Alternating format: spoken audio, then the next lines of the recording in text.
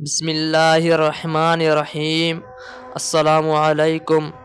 امیر المؤمنین ہارون نے اپنے خان سامان سے پوچھا کہ آج کے کھانے میں اونٹ کے گوشت کا سالن ہے؟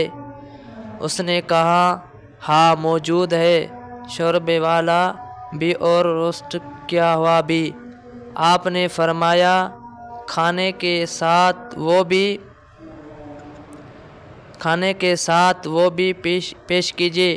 جب اس نے آپ کے سامنے کھانا رکھا تو آپ نے اپنے منہ میں ڈالنے کے لیے گوشت کا لقمہ اٹھایا تو جعفر برمکی مسکرایا۔ ہارون نے لقمہ رکھ دیا اور جعفر سے مسکرانے کی وجہ پوچھی تو اس نے کہا اے امیر المومنین، مجھے کوئی بات یاد آ گئی جو میرے اور میری باندی کے درمیان ہوئی تھی، آپ کی ذات سے کوئی تعلق نہیں۔ آپ نے فرمایا تجھے قسم ہے اس حق کی جو میرا تیرے اوپر ہے، مجھے بتائے وہ کیا بات تھی؟ جعفر برمکی نے کہا امیر المومنین، پہلے یہ لقمہ تناول فرما لیجئے، پھر آپ کو بتاؤں گا۔ آپ نے گوشت کا لقمہ پلیٹ میں رکھ دیا اور کہا مجھے ابھی بتائے۔ جعفر نے کہا اے امیر المومنین، آپ اندازہ لگا سکتے ہیں جس اونٹ کا گوشت آپ کے مطبخ میں پکا ہے وہ کتنے کا ہوگا؟ آپ نے فرمایا یہ کوئی 4000 درہم کا۔ اس نے کہا نہیں اے امیر المومنین، وہ 4 لاکھ درہم کا سمجھ لیجئے۔ آپ نے پوچھا وہ کیسے؟ اس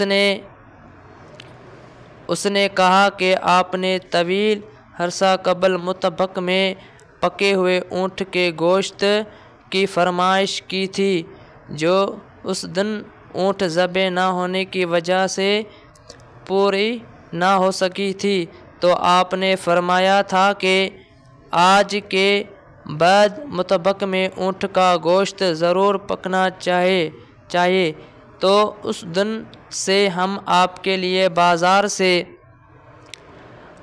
سے گوشت نہیں خریدتے تھے، بلکہ اونٹ خرید کر خود ذبح کرواتے اور اپنی نگرانی میں پکواتے تھے، اور اس دن سے لے کر آج کے دن تک 4 لاکھ درہم کے اونٹ ذبح ہو چکے ہیں۔ لیکن آپ نے اس دن کے بعد آجی اونٹ کا گوشت طلب کیا ہے جو آپ کے سامنے پڑا ہے؟ میں اس لیے مسکرا پڑا کہ یہ لقمہ جو امیر المومنین نے کھانے کے لیے منہ میں ڈالا تھا وہ امیر المومنین کو 4 لاکھ درہم میں ملا ہے۔ یہ سن کر ہارون رشید روئے اور دسترخوان اٹھانے کا حکم دیا اور اپنے آپ کو کوسنے لگے اور آذان ظہر تک روتے رہے، پھر باہر نکل کر لوگوں کو نماز پڑھائی اور پھر واپس آ کر رونے لگے، حتیٰ کہ عصر کی اذان ہو گئی۔ اور اس دوران آپ نے حرمین شریفین کے فقراء میں 2 لاکھ درہم اور بغداد کے مشرقی حصے اور مغربی حصے کے فقراء میں 2 لاکھ درہم اور کوفہ اور بصرہ کے فقراء میں 2 لاکھ درہم صدقہ کرنے کا حکم دیا۔ پھر آپ نے عصر کی نماز پڑھائی اور واپس آ کر نماز مغرب تک بارگاہ الہی میں اپنے کوتاہی پر وزاری کرتے رہے۔ جب آپ نماز مغرب پڑھا کر فارغ ہوئے تو قاضی ابو یوسف بھی آ گئے اور سارا دن بھوکا پیاسا اور رو دھو کر گزارنے کی وجہ پوچھی۔ آپ نے سارا قصہ سنا کر کہا کہ بیت المال کا اتنا پیسہ محض میری خواہش کی تکمیل میں بے جا صرف ہوا، جس سے میرے حصے میں صرف ایک لقمہ آیا۔ قاضی ابو یوسف نے جعفر پر مکی سے پوچھا کہ جو اونٹ آپ ذبح کر کے پکاتے رہے وہ خراب ہو جاتا تھا یا اسے لوگ کھا لیتے تھے؟ اس نے بتایا کہ لوگ کھا لیا کرتے تھے۔